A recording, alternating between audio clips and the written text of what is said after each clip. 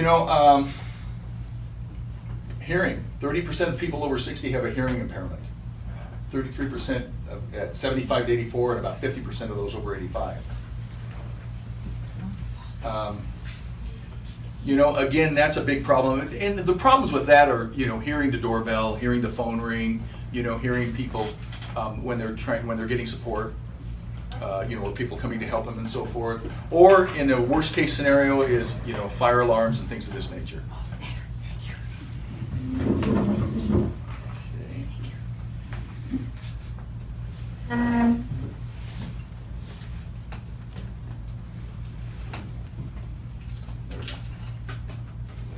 Okay. This is something that we deal with, and you know, the hearing aids that are out there are great, but they're super expensive. Not everybody has them, not everybody wears them, they don't want to deal with them, they're changing batteries and so forth, so we deal with a lot of resistance in people using the tools that they have that are supposed to improve their quality of life, right? When in fact, it's a little more challenging for them. Okay. For those that are hearing impaired, closed caption televisions, improved room acoustics. This is stuff that's far beyond anything we would really think about as presenting to them. But you know, these are ideas and things that I think can be really supportive. Visual security systems, brighter lights, you know, flashing lights and so forth. Watches, timers, and vibration. You know, life alert, watches that vibrate and so forth that give them alarms. We use that a lot when we're talking about their medications and timing for their medications and so forth as reminders. So those are great tools for that. Weather warning systems. You know, a lot of our people in that situation, they aren't going outside very much at all. So, you know, the weather situation is not as big of a system. But modifying telephone systems and so forth, we use phone systems a lot. Online, their cell phones and so forth, keeping those up to speed. We report on those. We track our activity of our caregivers with those. It's pretty, you know, pretty sophisticated in that aspect of it. GPS tracking when they arrive, clocks them in, clocks them out, all that kind of stuff. So that works out really well. Plus, we also make sure that they're getting the service they need by having a series of questions that are on the phone, that the auditory questions that are asked the caregiver they have to respond to. So we have a record of that, and it transcribes it into our system. So it's kind of neat. Pretty neat system. Caption telephones are free now to the hearing impaired. They don't cost anything. Wow. Who puts it? I got mine through the state. Okay. I went to my hearing aid specialist one time and saw these phones sitting there. I asked them about it, and I guess the state will pay for it if you're hearing impaired. Now, I guess because I was at an audiologist, they were the ones that had to confirm that I needed one. Sure, that makes sense. I also found out I could have gotten one at the VA too, but I guess for some reason they only allow you to have one. But I did find out that I guess the federal government has them too. Oh, that's great. And then Area Agency on Aging would have that available as well through some of their resources and some of their programs. Yeah. So yeah, that's good. It's, you know, there are a lot of resources, and I have some later that you know, that I'll share with you about where to get some of these resources and so forth. Because there are, you know, Arizona is really senior friendly in that respect. There's a lot of resources for seniors to get, not only for our services, and you may not be aware of this, but Medicare, okay, is going to be paying for our services in the future, starting next year. Really? Of course, we don't have any details on it, of course. Oh, that's you know, the awesome. regulations, we'll see what happens with that. But I wish they paid for hearing aids. yeah. Right? Okay. Most adults lose about ½ pound of muscle per year after age 20. Okay, so exercise, having the ability, mobility is really important. And we do a lot with exercising and keeping them active as we can. You know, ambulation, you know, lifting, stretching, rubber bands, you know, resistance training and so forth. Yes? If that's the case, how come we all gain weight after age 20? Not muscle. That's because muscle takes more calories to maintain, and if you lose muscle, You gain fat. and you gain fat. Because you're eating the because same you're not amount of burning. calories. Yeah, I would say it's probably two things. I would say diet and we're sedentary. We are not nearly as active. I just thought I'd ask the question that everybody. That's a yeah, good question. So, Thank you. People lose bone mass and density as they age. And these are other considerations that we don't really think about. But when I was teaching a CPR class, and we were talking about internal injuries, and I was explaining to them that if you or I slip and fall against the table and hit our abdomen, we're not going to have our muscles are strong enough, resilient enough that protects us, right? But if you're a senior, you could get internal injuries from that same slip, that same fall. And so they aren't as resistant. So when we're thinking about the ergonomics and how their home is managed and the logistics of their furniture and things of this nature, those become important factors. Because, how they fall, where they fall, if we can prevent it, all the better.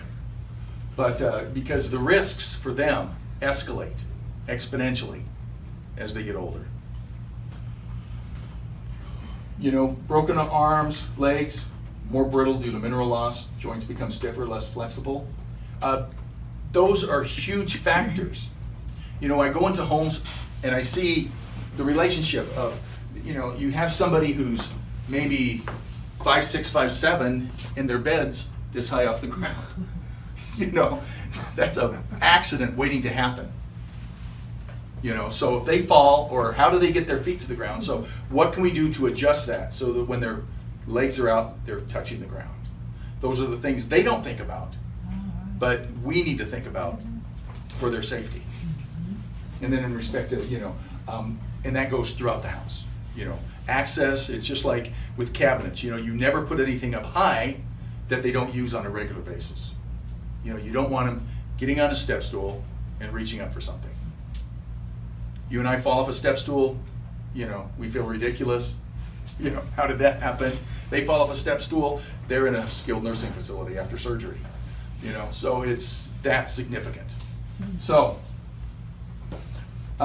movement slows down, limited,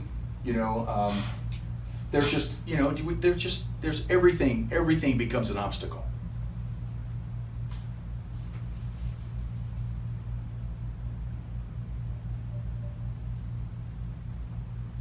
So, I like this idea of this particular drawing. What I really like is, if I can convince, I mentioned to everybody, if they can get a shower or redesign their shower so that you could roll a wheelchair into it, or a shower chair, or get a Hoyer lift into it, right? At some point in time, those are real incidences that will occur in that home, where there's going to be a need for that.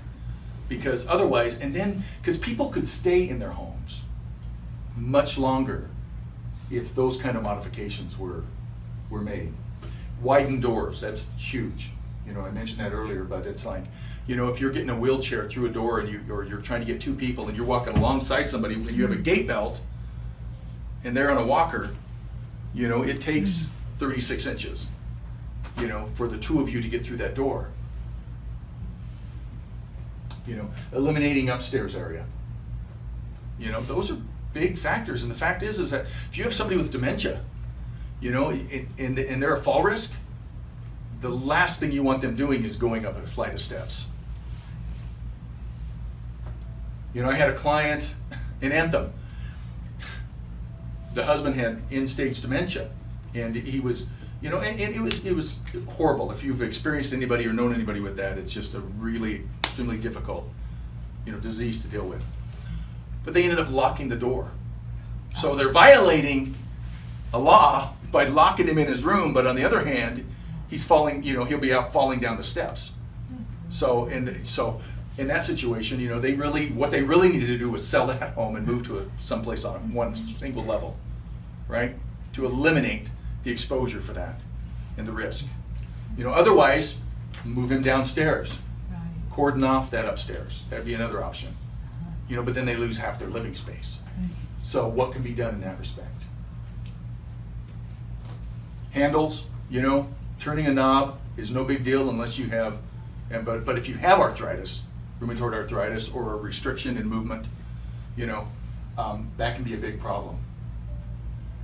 You know, shower seat, benches, bedside commodes, having enough space, enough room, you know, the logistics of having that equipment in a, you know, placed in a room where where it's usable, right, and functional, is a matter of space. You know, and how are you going to manage that? You know, many times, you know, it's like get a hospital bed or a single bed or the split beds, so it's easier to manage a person in and out, and with other tools and other support, in a wheelchair or a walker, or get them to stand, those kind of things. Yeah, and you know, the handheld shower sprayers, I mean, this is really a big thing for, you know, for the showers, keeping people, you know, cleaning people, maintaining them, keeping their hygiene up is a huge part of what we do. So when I look at this situation, and my rule of thumb is if we, you know, you never give somebody a bed bath if that's any reasonable way you can get them safely into a shower. You know, the warm water is therapeutic, you know, it's just a better overall outcome for them. And it's more sanitary overall. But you know, the next thing is grab bars. We're always getting people asking us, how do, you know, where do we put grab bars? You know, where are they supposed to be located? And it's based on how big they are, who they are, right? Their own physiology and how it impacts it. Where the handles are, you know, where they need to be. Grab bars are a great thing, and if you can put them strategically through a house. I had a gentleman, he was 99 years old, and I was over working with him and getting him up. Well, the family had put a dresser against the wall, and I moved the dresser, and there's a grab bar. What were you thinking? You know, it's like, you know, this was great. So I was able to stand him up over there. He could hold himself up. He could hold about 10% of his body weight. So with the holding on, he could just stabilize himself. Well, if you're changing somebody's briefs, that's a huge help. Yeah. I'm telling you, you know, and it made it better for him and better for, you know, everybody who worked with him. So something like that is something that, you know, that needs to be, that we try and encourage them to think about and encourage them to, you know, to make those modifications. Just the quality of life and staying at home. Got one comment. Yes. On the shower, the handheld shower thing. I decided to save money. Instead of buying it at the handicap store, I Mhm. went and bought it somewhere else. Sure. When my mother was here. Well, it turns out the ones at the handicap store have a longer hose, and so you can reach all around you in the shower, whereas the ones you buy anywhere else, you know, that has a little lever to turn it on and off. Sure.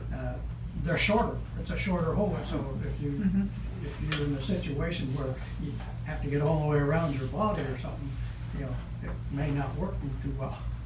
Yeah, and that's You learn the hard way. Yeah, and that's a good observation, because you got to think about the logistics of that, you know, or you can turn around, you know, if you have, in other words, if you have enough space, right, you can turn the wheelchair around and, Oh. right, access your back or something like that. But that's good. And those are just, I mean, that's just the way to go. When, you know, they're little things. We try and get people to do things they can do immediately to have a positive impact on the outcome and the quality, you know, the quality of the service we're able to provide. Because it's difficult to do. If you send somebody in there that's supposed to help them and they don't have the tools to help them.